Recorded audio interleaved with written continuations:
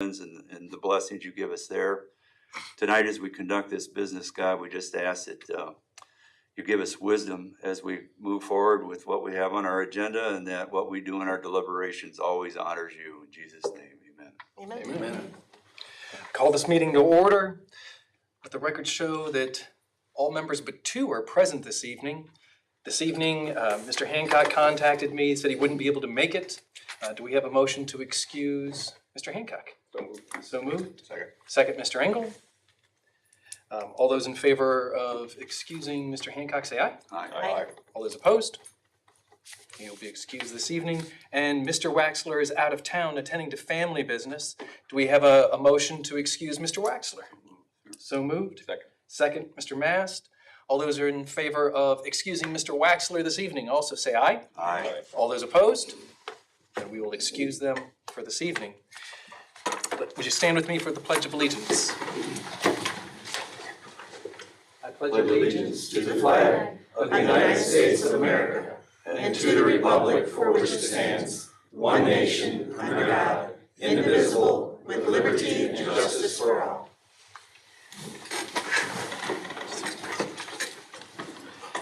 This evening, before we get underway, we have a bit of an event. Judge Roars is here for the swearing in of our new city administrator, Ryan Mack. Congratulations. Thanks.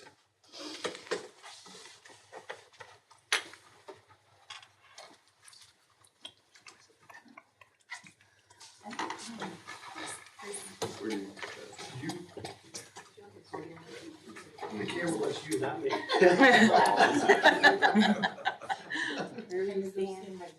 How about you all stand over here? Left hand on the Bible. Aaron.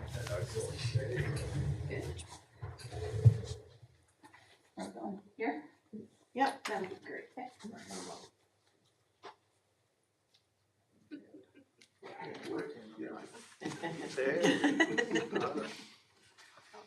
On this date, you are hereby appointed administrator to serve the city of Defiance, and as such, you shall swear to and affirm the following. Please repeat after me.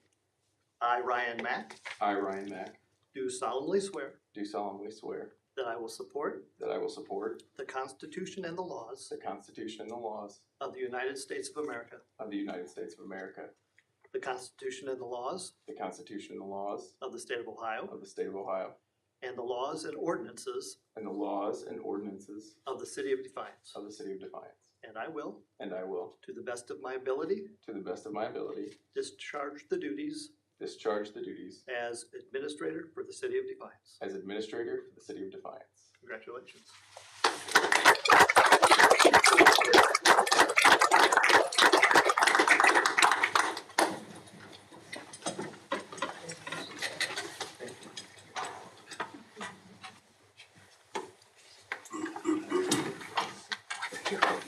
Thanks, sir. Thanks. Thank you. Can you do my job for me? Thank you. You guys are very welcome. Congratulations, Mr. Mack. Thank you. I can take this a little bit if you want me to. Sure. I think the next step was we were gonna have a discussion on the facade work for our downtown. Yes. Okay. So I expected that tonight I would just brief you folks on what we were talking about doing, but not really unexpected to me. Ryan and Kirsty and Nikki Warnicki, our city planner, are well into this, and we provided you with a 3-page document to sort of kick this off. And Kirsty will talk more about details. Ryan will fill in any gaps. This document basically is a compilation of what the city of Tiffin is doing, as well as Nikki's experience working with this program when she was at Maumee Valley back in the day, Maumee Valley planning. So that's what this document is. And as I said a couple weeks ago, when we were in Tiffin, I noticed the facade work and asked the question, how did they have so many beautiful buildings? And they went on to what we're going to talk to you about tonight. What we would like to do is get a feel for council's willingness come budget time to budget $50,000 to initiate this program. By getting that feel of what your intentions will be come budget time, what Kirsty's office will do is start the application process so that local building owners can go out and work with contractors for facade work and begin to fill out the grants, knowing that that money will be available in 2023. If you don't have the desire to move ahead with this, and there's no reason for them to meet any more on it, and we'll probably revisit the issue in 23, looking ahead to 24. So that's really all I got. Kirsty, where'd you go? Hiding behind the podium. Hiding behind the podium. All right, I feel like this needs to come back a little more. All right, thank you all for allowing me to be here today. Again, as the mayor said, Ryan and Nikki and myself have started really delving into this program and how and why it would be beneficial in our community. For many of you, you remember CDBG grants.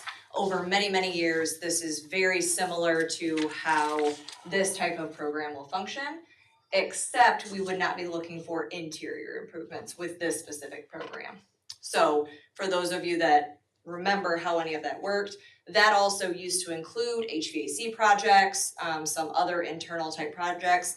This program would not include those pieces. This is looking to be really more of a building envelope program. For those of you wondering why there are little red marks in all of them, it's because we're still in the planning phases. So some of those red marks in there are just questions for committee members to come back to board control, to come back to all of you, to work between Ryan, Nikki, and myself on what the correct wording is, those kinds of things. So hopefully that answers that question for you.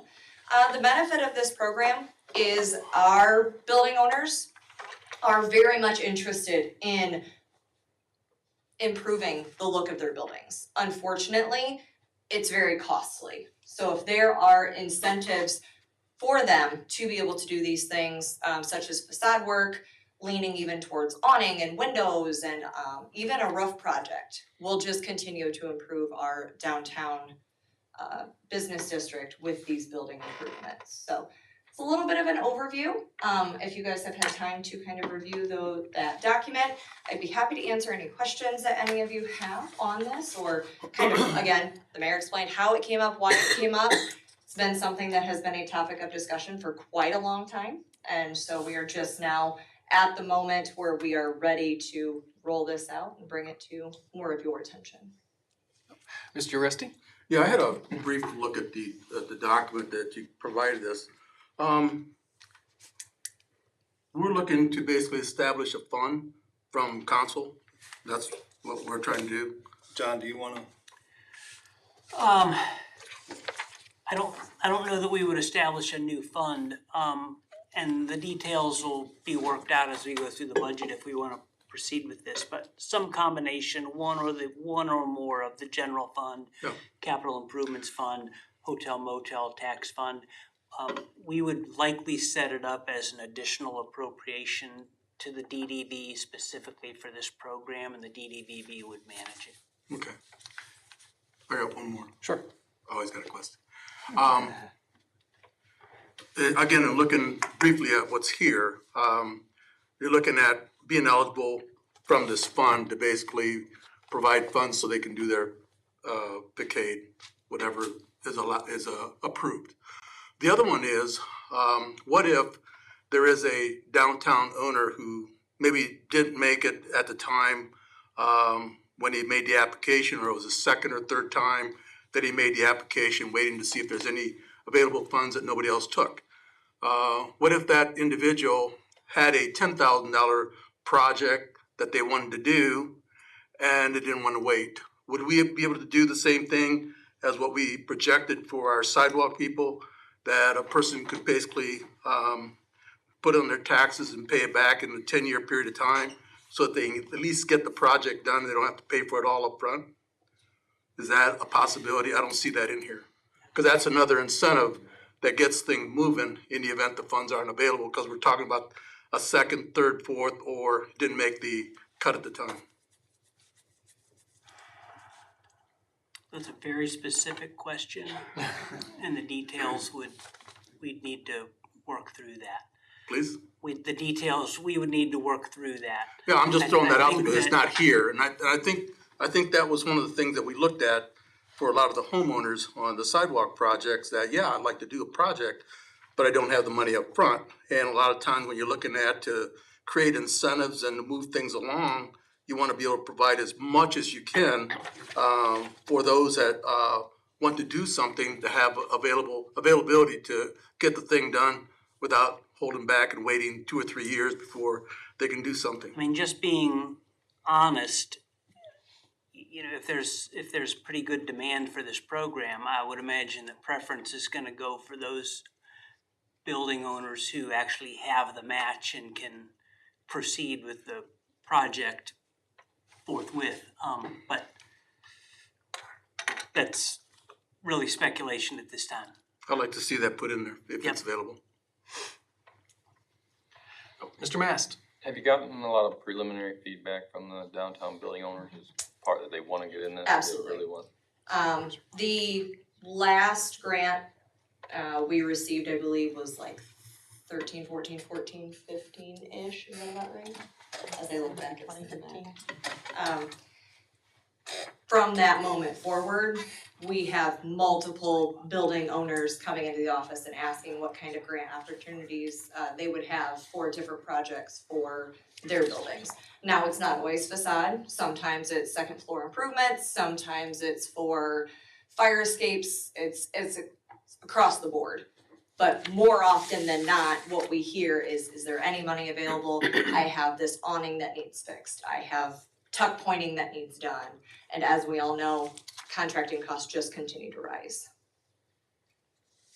Mrs. Crutch? So the city will start it out with the $50,000. Will this be a yearly thing that the city will do to That put would be this our in? hope, So it'll yes. be a 50,000 yearly start. It would be up to the budget process to decide if it's something that the city can afford going into the next year, or if it's something that needs to be scaled back or increased depending on the budget year. Okay. I think, to be fair, Mrs. Crutch, we should probably mention that Tiffin found it to be so successful, they upped the ante at some point to $100,000. That's what I wondered. It was actually year two, Year so two. year one was 50, year two was Okay. 100, and they have done 100 every year since. Go ahead. We keep bringing up Tiffin, I guess. What kind of results did they have as far as attracting more community members downtown to shop? I mean, if you're beautifying our downtown, where the hope would be that we'd get more people down here and that the shop owners would open up longer hours and it would kind of snowball itself into a little more activity. Did they talk about that any? They did. We spent several hours there walking around downtown and going into the different shops and visiting and talking to the shop owners, and shop owners were admitted to being profitable. Tiffin's a little tighter. They don't have however many state routes coming into their downtown like we do. And so it at this point is a little more walkable than maybe what we are here, but you know, we've talked about things we'd like to look at in our downtown. A little more food options, a few more food options in Tiffin, and the two communities are very similar in size. You know, I guess one of the things you hear in the complaints, you know, at 5 o'clock, we roll up the carpet and there's really not much to do, so you would hope that it would just kind of snowball into more activity down here. We found the incentive of businesses, retail businesses specifically, staying open later in the evenings, is having that restaurant piece to draw the people in. Because normally dinner time, 5, 6 o'clock, if there aren't enough food establishments in one space, then the people just aren't there. So yes, there definitely are people in our restaurants in the downtown during the evening, but there's few options, which are bringing less and less people. And I would say this is a piece of a puzzle. It takes a bunch of different pieces to put together a downtown that you're bringing up to the next level. This is one of those pieces that I think, if you are interested as council, that we could add to our arsenal as a city to take a step forward in the downtown. And we've seen over the years when we were getting CDBG grants, when they were doing the facade work, when the buildings were getting fixed up, it wasn't just they were taking a $20,000 project, they were taking $10,000 in grant money, they were taking their own $10,000 of money, putting it in, and then just being done and saying, okay, I'm gonna wipe my hands, I'm done with this project. They're moving on to the next thing. Their neighbor now is saying, oh man, it's kind of like mowing your yard, right? Your neighbor mowed their yard, now you're going in and you're making those improvements, and then your neighbor to the other side is making additional improvements. It's just a continued positive domino effect that we saw over and over and over again, which would be the hope to see some of those things again. Mr. Mass? First, I think this is a good idea. I think it'd be a great way to encourage downtown development, and like, I agree with Mr. Mack, this has gotta be a piece in the puzzle, because we can't make a bunch of nice facades down there and then worry about people getting hit while they're walking down looking at the facades, so with Also the traffic correct. the way it is. So, I mean, it's a piece of the puzzle, and I think it's a step in the right direction. Yes. We're still waiting for Manikin Smith on that Yeah. information, and we will, the minute we have it, we will share it with you. Did you have something, Jill? Cause there's a couple points that I think we ought to cover that we've talked about internally that I wanna make, so when you're sitting there tonight, when you get home and you go, dang, I wish I've asked. And so let's go ahead. Probably the biggest disagreement, the biggest discussion we've had, I don't wanna say a disagreement because we didn't necessarily disagree on it, we just wanted to discuss it. Cause my initial perception was that we wouldn't be doing anything with the roofs. And we had a discussion yesterday on the roofs and why were we paying for roofs? We were talking about facade, but you used the word earlier, envelope. And so your thoughts and your comments, which were well presented yesterday on roofs, justifying why we would do that, were You don't have a roof to protect the rest of the building. Correct. You're not going to put the money into the front facade because there's no way for you to be able to return any rental income if you don't have a roof. So we can make all of these facades beautiful. You can drive through downtown and say, oh my gosh, it's the most beautiful downtown I've ever seen in my entire life. But every storefront would be vacant if we are not taking care or allowing them to use the funds for a roof project. You know, we've seen that, and ideally, if there are roofs in maybe the first year or two that have to be done, those roofs then will be done. Also, when you look at a roof, you're not looking at a $20,000 project. Downtown roof right now, you're probably looking anywhere between $40,000, $50,000, $60,000. So if there is a roof getting done and somebody is requesting a $10,000 grant for a $60,000 project, you're already looking at a very large return on investment to see where your grant program is going and the incentive. We could also say that maybe some of them won't be using those funds for a roof. They'll want to use the funds for a facade program, improve for tuck pointing, and then they will pay for a roof at a different time. So that is the push to be able to include the roofs, especially early on. The nice thing about this being a local program is we have every right then to revisit and to rewrite and to change things as necessary. We don't have the state dictating how we run this program. It would be all of you in this room and working with the downtown building owners with their assistance and direction on whether we keep the roof in, if it's beneficial or if it's not. I don't think it would be totally out of the realm of possibilities that 10, 15 years from now, in this room, it will be decided to take the whole program indoors, to make money available to business owners to maybe make improvements, residential or second story offices. It's hard to say where this might take us. One other thing we've talked about is we would like to very soon, I might as well get this out there, is allow perpendicular signs. So, like the good old days. And by allowing those perpendicular signs, businesses are gonna look to us and say, okay, I just spent $6,000 on my sign, now you're going to allow me to take that sign down and put a perpendicular sign. So maybe this grant program would someday morph into making money available for those signs, because some of them are pretty nifty. They are. And the only other thing I wanted to get out there was, whether it's you or Mr. Mack talks about it, is the board that's going to. Yes, that's another really good point. So, when we did CDBG before, it was overseen by the design review board. So there is, and Mr. O'Donnell, correct me, I don't know the right terminology. It's chapter 1351 in the Code of Ordinances. So if you wanna take, thank you, whatever he said. And it basically explains how design review board was created for that program to oversee all of those applications at that time. There are a few changes that we would already like to make some recommendations on, as we would continue to use the design review board to have the correct people on that board to assist in any changes that may need to be made for applications coming in. So there will be an actual application that goes out that can be filled out. And it will just ask point blank, why are you interested in being a part of this board? What credentials do you have that would allow you, or would allow certain groups of people, which would, I mean, I myself would be on there, a representative of the DDBB. I believe we put the city planner on there, or a person on planning commission, I believe is how we started to list that.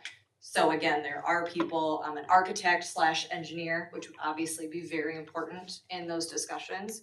So we would like to come back, as we have time to go through those with some recommended changes on a couple of those different ordinances. But it would be overseen by that design review board again. Mrs. Crutch? Yeah, I think this is a wonderful program. I remember the CBD grant. I remember working on that when Mr. Hubbard came for his building, and people can look at that building. It's absolutely gorgeous on what was done. So I think this would be great. Mr. Engel? I think this is a good program. I think anytime we can try to improve buildings downtown, I think it's worth going after, as long as they keep it up after they get the grant Absolutely. money. That was a topic of discussion, They need to do that, was or- once you're given some funds, what are the expectations Yes. on, and those will be written into the application, the expectations as well. So, yes, because again, if we're gonna give money, we wanna make sure that they're keeping it up to date and those kinds of things. One of the questions that came up yesterday was how the applications would be read. And I don't know if you saw in there, but they would be first come, first serve. That is the most fair way to do it, especially with a brand new project like this. First come, first serve, whatever date they're received, that is the date that they're read. Like that would be the order that they're read in. So that would be the best way to do it. And couldn't really think of another way to do it better, so. Mr. Resty? Yeah, I think it's a good program also. I think back in 12 or 13, when we did the signage for downtown, we did that so we could add some consistency downtown on what the buildings looked like, and those are good things. So what we'd be doing is changing some of that language to include something different that we took away back at that time period with the perpendicular signs. The other thing is, how many buildings are we talking about that's potential to So the be one thing that part of this also, program? yeah, the one thing that wasn't included in there was the official map. Because we were going through and making sure that all of the boundaries were still correct based on what was listed in the Code of Ordinances and the maps that we had. So what we would be looking at is from the Purple Heart Bridge to the north, Juliet Street to the south, and then all the way across then to Clinton, and then each block over to Perry and to Wayne. I believe it would be both sides of Perry and Wayne, so both east and west sides of those streets. And these would be commercial mixed use, not solely residential. So if there do happen to be any solely residential homes in that area, they would not qualify. Just a minor observation, but Juliet doesn't go through on this side of Clinton. So we'd have to establish a Yeah, we'd have to draw that up, cause Thurston. I think we have to adjust it a little bit, so. We're gonna have to ask you to recodify a bunch of provisions in chapter 1352, so Yeah. there's room to play with that map. Yeah. Okay. So would my consensus be I can keep working on this? Is that where we're going? I'd say so. I think you got more work to do. Okay, that sounds good. Thank you all very much. I appreciate it. If you haven't seen all of the really cool things happening in our community, just pop on by, look around. There's some really, really cool stuff happening, so Talk quickly about the traffic signal boxes. Okay. They're really cool. So that's been a project that has been on the DDVB design committee's list for a very, very long time. We actually had Yvonne look back and it is now about 19 months of discussions about utility boxes. So we're really excited to see one up and moving as of right now. So it's just an additional art piece that we can add into the downtown area. They're just splashes of color. If you have not seen them, the one outside of our office on the corner of Clinton and 3rd is done. It also has directional signage on there for the public restroom space. So that had also some extra benefit to help direct people who are on the sidewalk to see where that location is. The next one that will be done is the one on the corner of 2nd and Clinton over by Bloomfield's Haircut Company. That one is going to have a directional map on it. So that one will have about 8 to 10 points of interest for the community on things they may be looking for. Where is the police department? Where is the fire department? Where is City Hall? Where is municipal court? Where are the public restrooms? And then it will also notate all of the green spaces or historical spaces in the area. So we're really excited to see that. And then the third one in phase 1 is going to go on 2nd and Wayne over there by Bud's or Lefties, that corner there. And that one will just be colorful. So that one does not at this time have a need for any directional signage. It's also not one of the larger ones either. So we're very excited and we have those all phased out to keep adding color splashes. That's the goal at this time, so. Oh, Mr. Uresti? I have one last question. Mayor, did you guys, when you guys were looking at this program, we had on the north side, the College Overlay District, I think that's what it's called, designated area, and with what needed to be done if you were going to build or do something with buildings in that area. Would that be something you might be looking at for downtown to give a designation and to basically say what is it that we are looking at for consistency downtown? As like maybe an overlay district or something on that line. Business The overlay grant district. request would include colors and things such as that, and obviously, what Tiffin did on the colors was they used Sherwin-Williams, I believe, as a benchmark, and what the Sherwin-Williams palettes was that could be used, so that you don't, Mr. Uresti, get something that's outside of the scope that we would have. So this review board would be looking at that to actually, I don't know, are there gonna be design standards, design review board, like I think we There used to? will be standards that are expected to be met. There's a lot of talk about color. The issue when you start limiting on color or uniqueness or anything eclectic, it does start taking away some of the vibrancy of some of the buildings, of some of the building owners, those kinds of things. We're allowing for a little bit more, bring us what you want to see.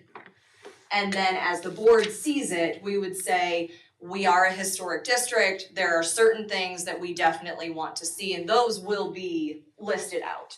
You know, you won't be able to go out and use the grant money to take your historic cornices off, those kinds of things. But it needs to be something appropriate that would add to the downtown, which is again why we're putting the right people on that board to assist in making those decisions. Mr. Uresti? Mayor McCann, I was when I said about the overlay district, I meant the facade, those types of things, not just the colors. Because in essence, you have to have something that's consistent of what we want for our downtown. That's why I'm saying, because in essence, that's what we did with the north side. It Just is. something coming in, just College can't be overlay. put in there Yep. without something consistent with the rest Yep. of it. It's just a thought. It's a good thought. I believe as quickly as you're working on this, the comprehensive plan is also underway, and there's gonna be standards within that that will oversee this, although to be quite honest with you, we're a year away from seeing much of any of that on that comprehensive plan. I have confidence in this first round. As Kirsty said, there's already been a fair amount of interest by downtown owners that we'll see progress, but I don't think anybody's gonna catch us off guard in doing something that we want. And let's face it, Dave Grant kind of set the bar, and the bar got high in a hurry. And now Brian Keller and Jake Oberlin with their project are right up there with it. And those two fellows are probably gonna push that bar a little bit higher. And so I think everybody's gonna wanna try and, instead of keeping up with the Joneses, keep up with the Grants and the Kellers and the Oberlins. So we'll just kinda have to see how that goes. I'm reasonably confident that nothing's gonna get too crazy. I think what we're gonna see is a lot of people doing basic improvements on things that they've wanted to do for a long time. Most of them to keep historical relevance to their building. That is normally the conversation that is had, is I want to do something that keeps historical relevance to the facade of my building. Is there any money available for me to do that? Because to do that is much more expensive than putting a coat of paint on. So when these kinds of grant programs come up, it does provide additional incentive to keep those things going instead of just doing just a paint project, but.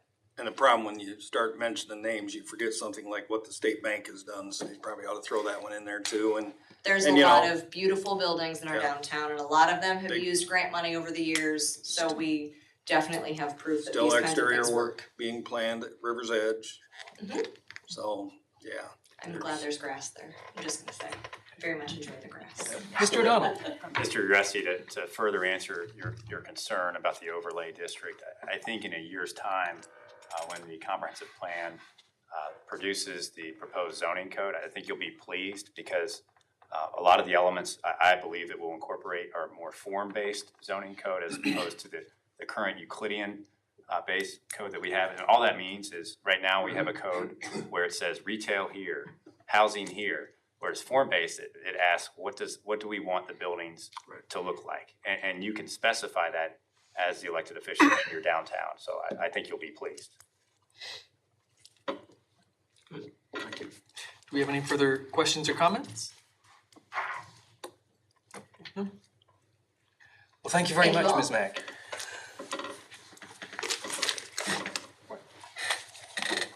Do we have a motion to adjourn our meeting for this discussion? Moved? Second?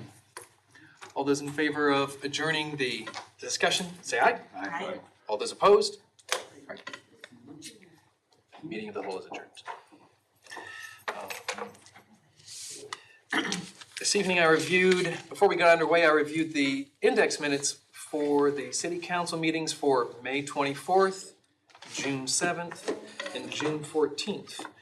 Do we have any motions to amend any of the index minutes as presented? Without any, I will approve them. And do we have any liaison meeting requests or reports? And do we have any comments from council?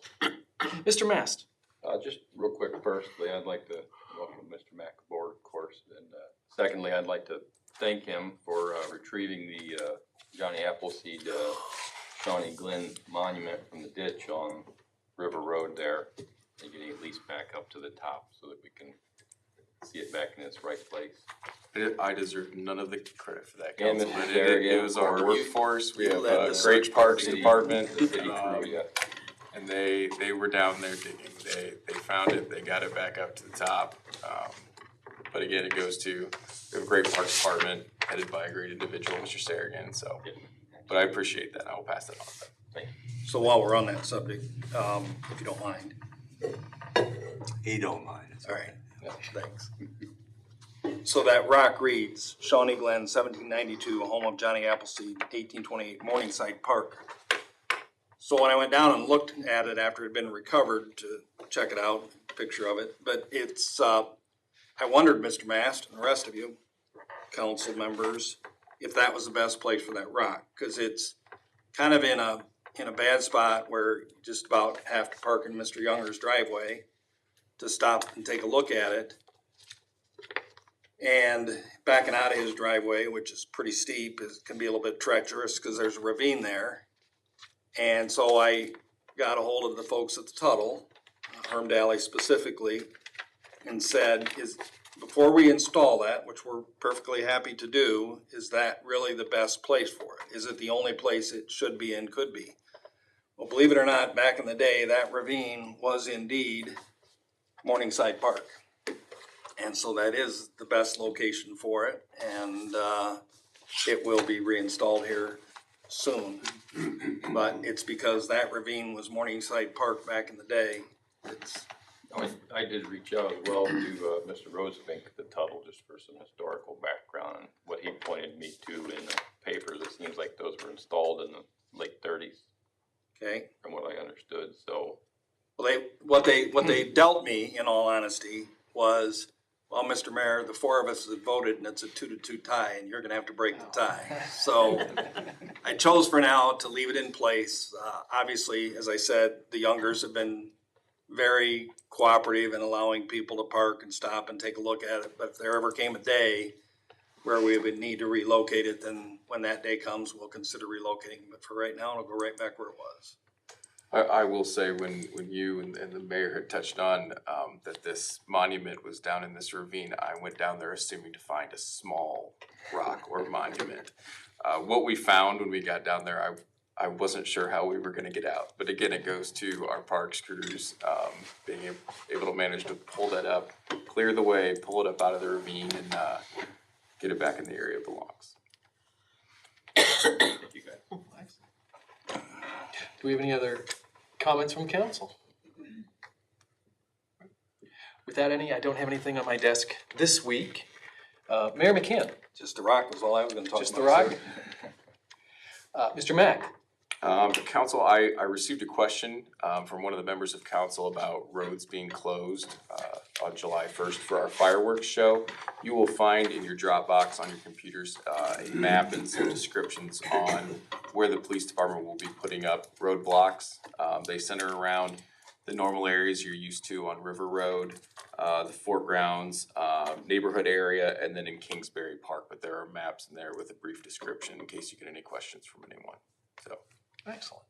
Thank you. Am I gonna put you on the spot if I ask what we decided definitively on Washington? There will be some restricted parking on Washington. Okay. Yes. I think we decided the east side of the road, or what Correct. we discussed, and I thought was where we were, but I knew there was a final decision to be made. Yeah, to make it easier for cars to get through on Washington, there will be some restricted parking. Oh, okay. And that's in our Dropbox under 4th of July. Okay. Mr. O'Donnell. Mr. President, I have nothing for you at this time. And Mr. Leonard. I actually have a few things, all of them pretty brief though.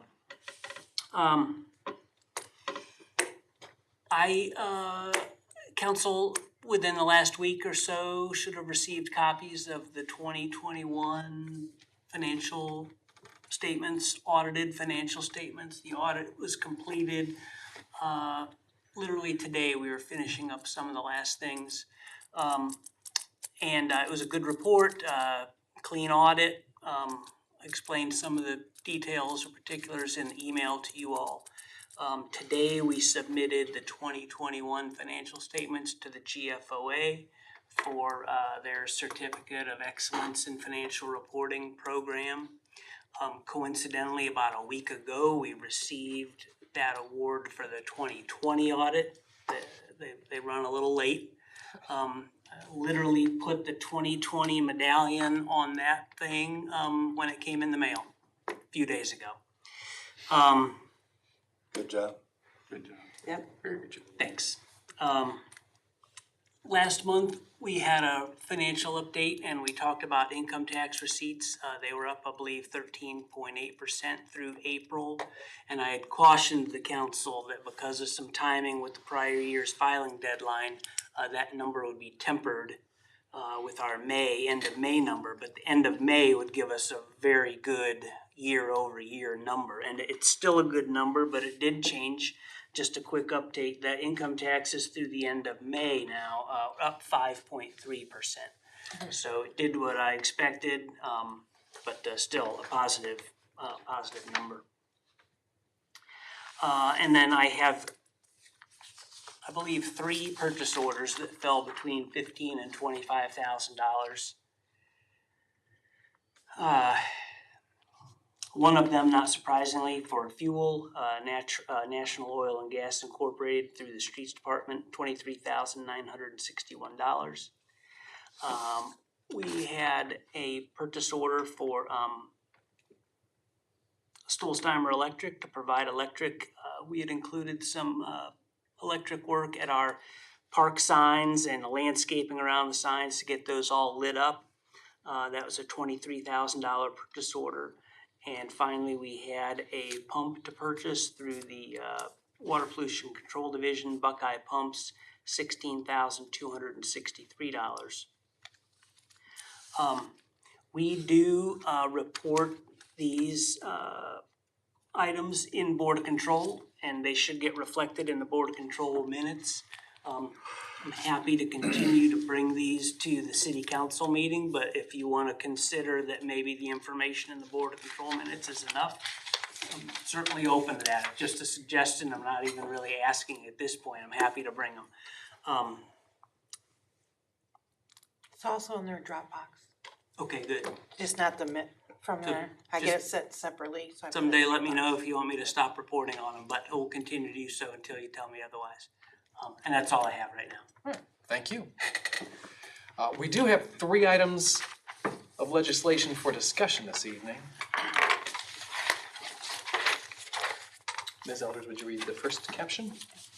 The reading by caption only, an ordinance accepting the annexation of 52.371 acres of land located in Defiance Township, Defiance County, Ohio. Mr. O'Donnell. Thank you, Mr. President. The Board of County Commissioners, using the annexation process outlined in Chapter 709 of the Ohio Revised Code, granted this Type 2 annexation and then passed that along to our council clerk and on to you pursuant to Section 709.04. Now, the interesting thing about Section 709.04 of the Ohio Revised Code is it has a sort of pocket veto, meaning that if you can take action or you cannot take action on it. You can vote it up, you can vote it down, but if you don't take any action and just let it sit for more than 120 days, it's presumed that the annexation has been disapproved. We are not at that point yet. However, the petitioner has requested a little more time to consider the annexation, to weigh the annexation, and we're very early in that period from the 120 days. In fact, we have another 2 months. So at this point, our request would be a motion to table this ordinance until such time as we recommend, the board recommends a motion to take the item from the table. So it's gone to 3 readings, and there's a request that we table it so that we can pick it back up later. It would be picked up as a third reading. As a 3rd reading, and if time does extend, it has the pocket veto provision as well.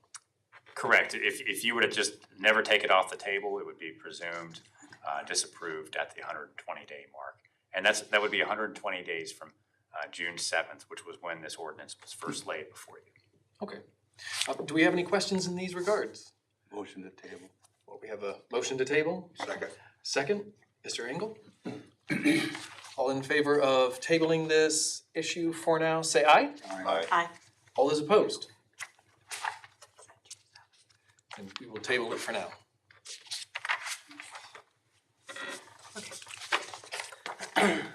Second reading by caption only, the resolution submitting the question of renewal of a tax in excess of the 10 mil limitation of the electors of the Defiance Municipal Library District at the general election to be held on November 8th, 2022. Mr. O'Donnell.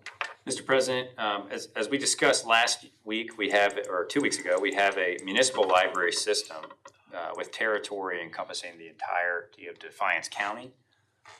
And this resolution is for a 0.75 mil levy that's over the 10 mil limitation for public libraries set forth in the Ohio Revised Code.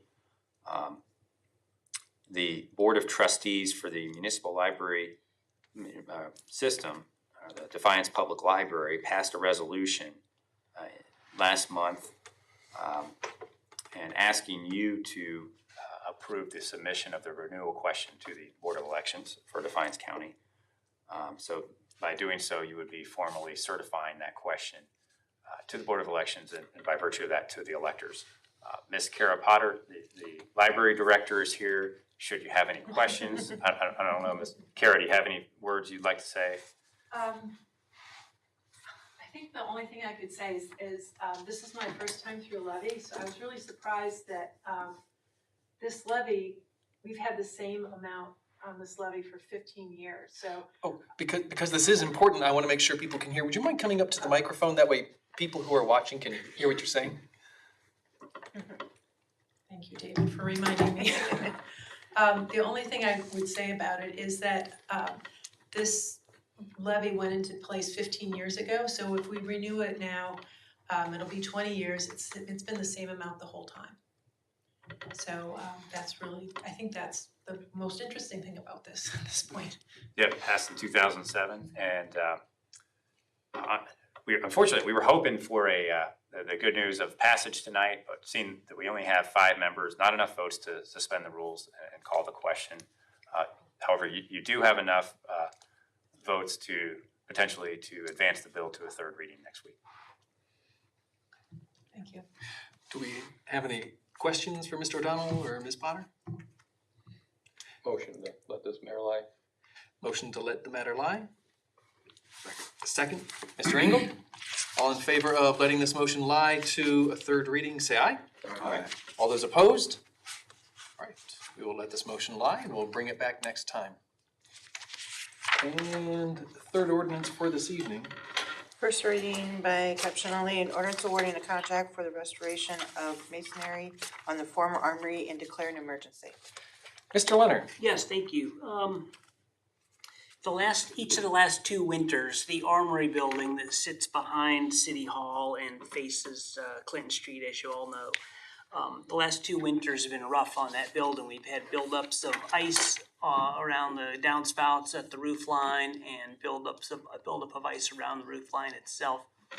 The ice is damaged where the masonry meets the roof line, and we've had some pretty significant water damage inside the building.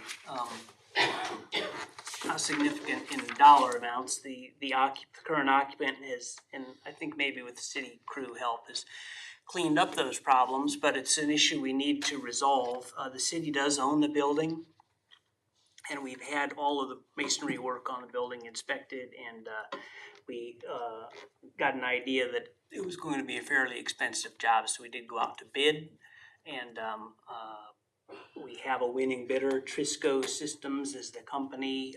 $113,206 is the amount of the contract that they submitted. And this would do the repair work to the masonry, tuck pointing, where that joint of the ceiling or the roof and the block wall meet, cleaning of the block work. So repairs, restoration, masonry cleaning, there'll be a coating, and then additional, I think, sealants around the roof perimeter. This is not a project we had anticipated in the current budget. There were multiple levels of work we could have done. We have chosen to go and get the thing done right. We have funding in the contingency line item in the capital improvements fund we would use to cover this. It would cover most, if not all. We generally would have enough room within the capital budget to accomplish this, but we would recommend doing it. We'd like to have the work done, and I believe we can get it done before next winter and more damage. Do we have any questions for Mr. Leonard in these regards?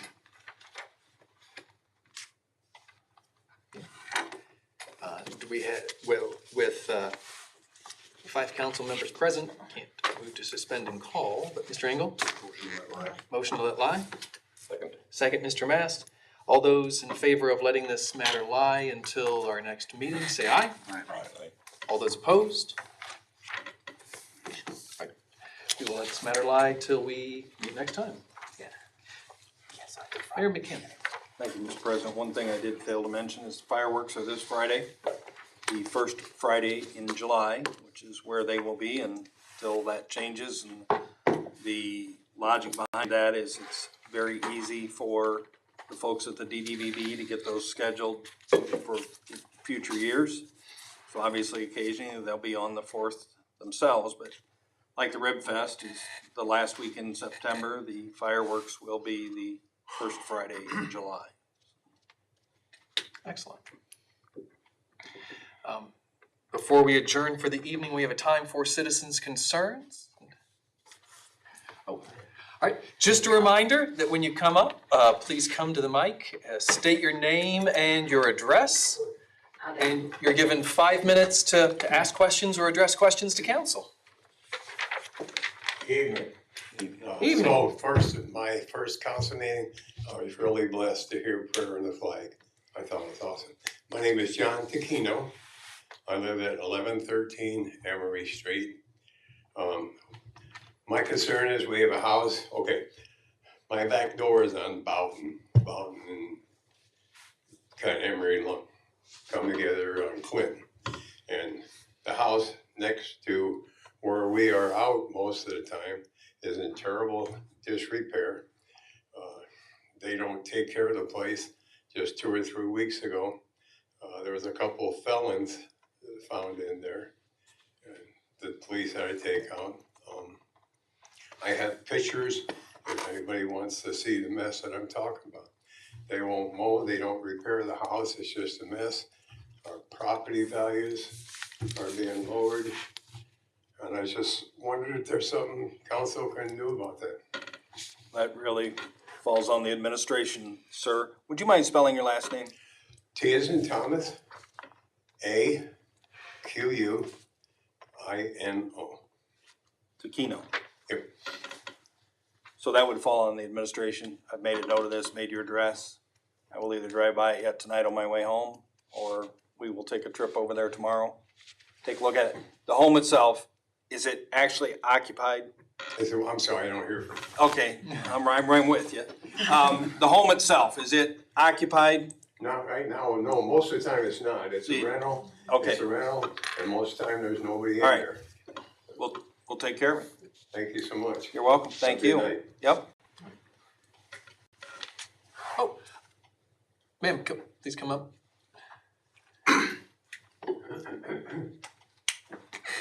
Oh, and thanks for being our guest. Can I have your name? I'm Lori Manley. How you guys doing this evening? I have a few issues. I won't go into detail. I'm sorry, could I have your address? Pardon me? Could I have your address? 418 Roth Street, Defiance. Okay.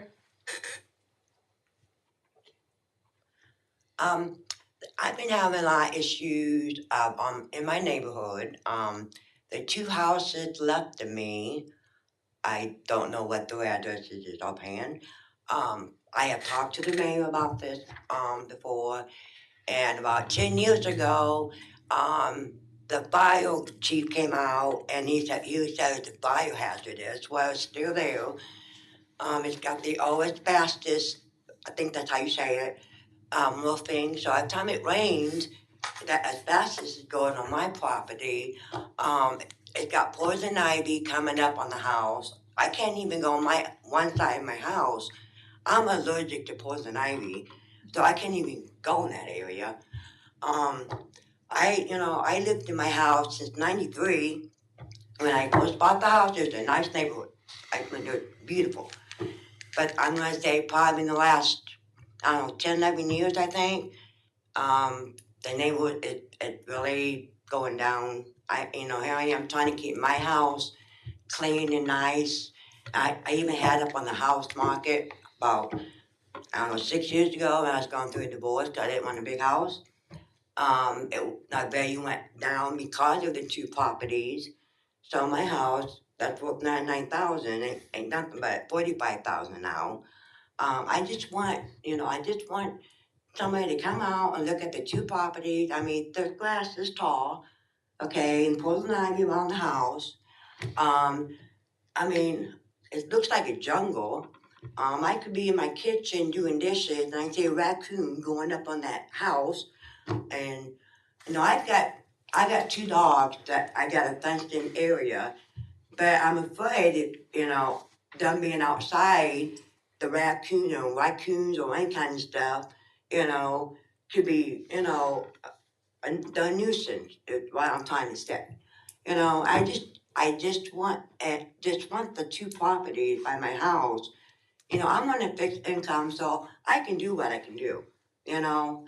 And like there's a tree that needs to be cut down because if it falls, it's going on my house and it's gonna ruin my house. It's on their property. They haven't took care of it. It's empty, okay? And there's the guy that comes and takes care of the property that mows this empty house. He mows it, but I think he's moving the property stake because I was talking to him the other day and I go, why are you mowing more over this way? You used to mow over this way. Oh, the stakes. Well, you can't move the stakes. So now I don't even know where my property line is because people's moving the stakes. I got so much, I don't want to keep you guys. I got so much to complain about, I'm just giving you, things that's really bothering me, like the poison ivy. I'm allergic to it. I don't want to have to go to the hospital because I have a reaction from the poison ivy. I'm afraid to go outside at night because if the neighbor's grass is tall, I don't know if there's coons or whatever roams around in the neighborhood at night. I shouldn't have to be afraid to go outside after dark. And mosquitoes and the other house, the blue house, two houses down there I'm complaining about too with the tall grass. She don't take care of it. Okay? I had even offered to mow for her. I said, I'll mow for you. No. I said, okay. So I haven't asked to mow no more because here I am offered to help. And like I said, I'm on a fixed income like she is, but at least I keep my house and my yard looking nice. I lived there since '93. I lived in my house, 26 years.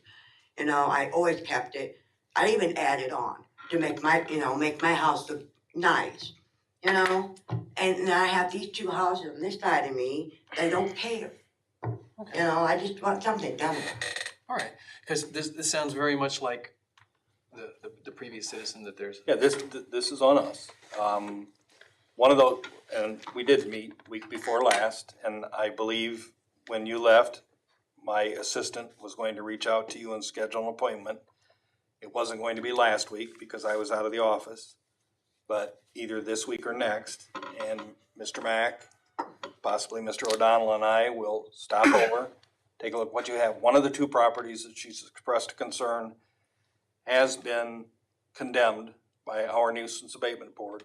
It is on a list that the Defiance County Land Bank has submitted to Columbus for assistance in its demolition. And we're anxiously awaiting to hear on that list. There's nearly $500,000 worth of demolition projects in that list.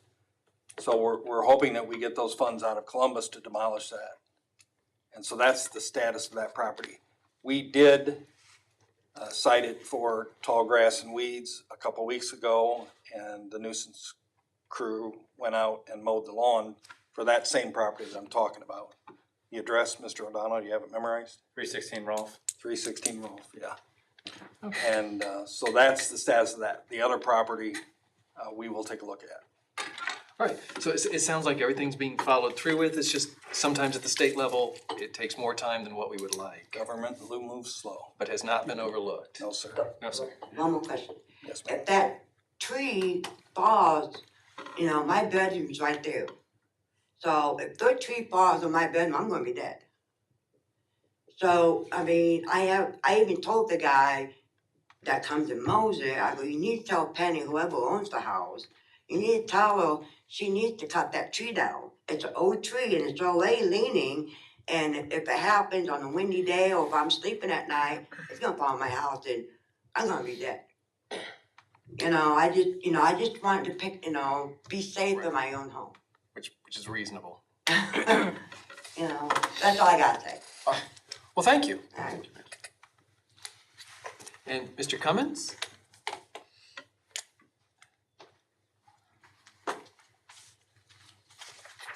Evening. Thanks for being here.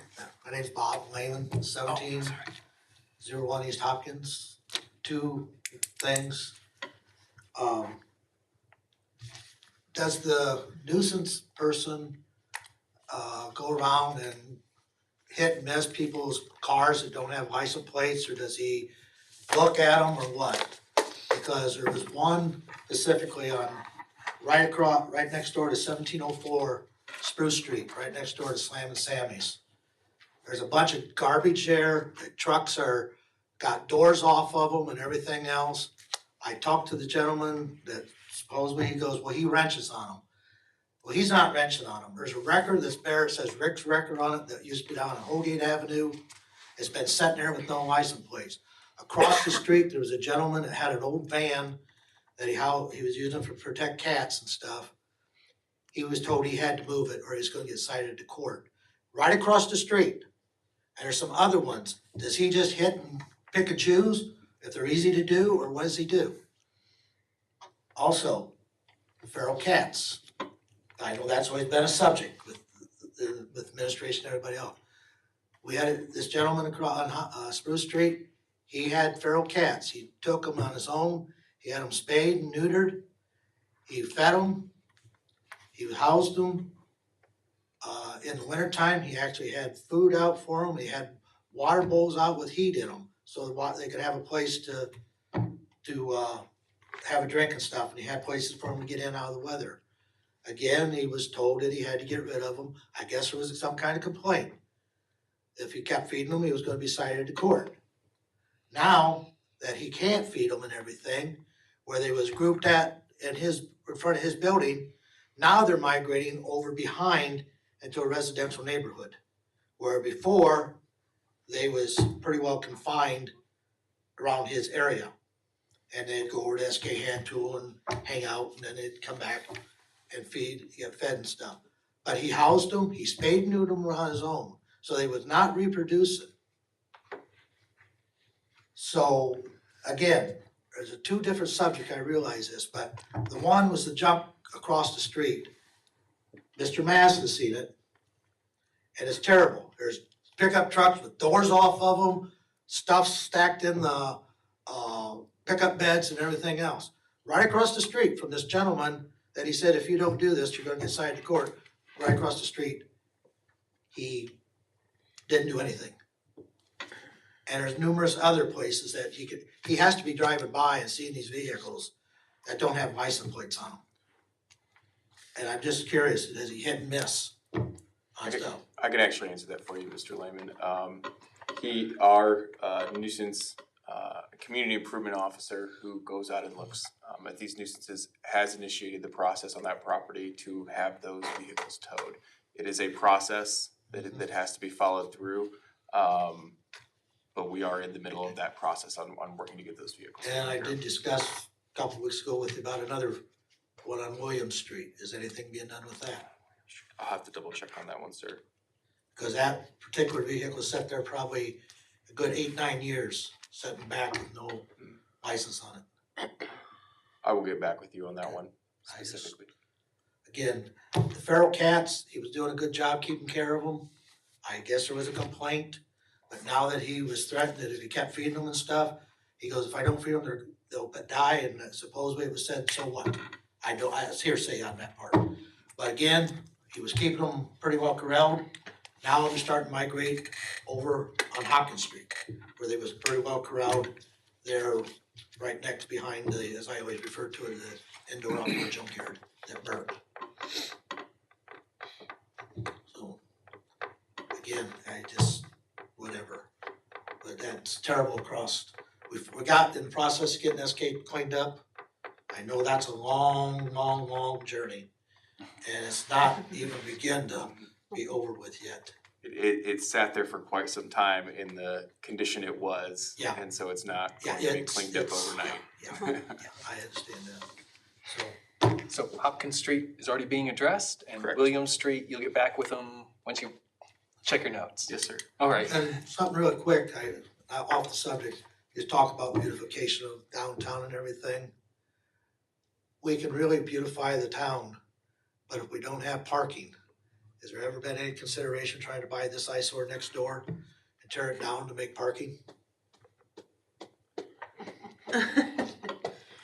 You know, you can't quote silence. I know there's probably what it used to be, it was probably hazmat with all the stuff that it was a body shop and everything else, but it would be nice if that eyesore was gone because it's just one block over from everything that you wanna do. So, thank you for your time. Well, thanks for being our guest. I can't believe this thing's still held up. You did good. Wonderful craftsmanship. Thank you.